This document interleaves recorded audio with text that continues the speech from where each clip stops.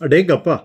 இத்தனை லட்சம் பேர் வந்து நீட் எக்ஸாம் எழுதுறதுக்கு போட்டி போட போகிறாங்களா அப்படின்னு நம்ம வியப்படைகிற அளவுக்கு தான் இந்த வருஷம் நீட் யூஜி எக்ஸாமுக்கு விண்ணப்பிச்சிருக்கிறவங்களோட எண்ணிக்கை பற்றின தகவல் வந்துக்கிட்டே இருக்குது.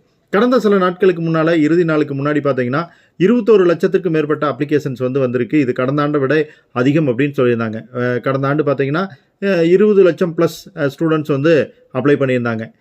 இப்போது லாஸ்ட் டேட் வந்து நேற்றோட முடிஞ்சாலும் நிறைய பேர்த்தோட வேண்டுகோள் ஏற்பட்டு நிறைய பிரச்சனைகள் இருந்ததுனால டேட்டை எக்ஸ்டெண்ட் பண்ணியிருக்காங்க. எக்ஸ்டெண்ட் பண்ண வரைக்குமே பார்த்தீங்கன்னா நேற்று வரைக்குமே பார்த்தீங்கன்னா கிட்டத்தட்ட 24 லட்சம் பேர் வந்து விண்ணப்பம் செஞ்சுருக்கிறதா சொல்கிறாங்க.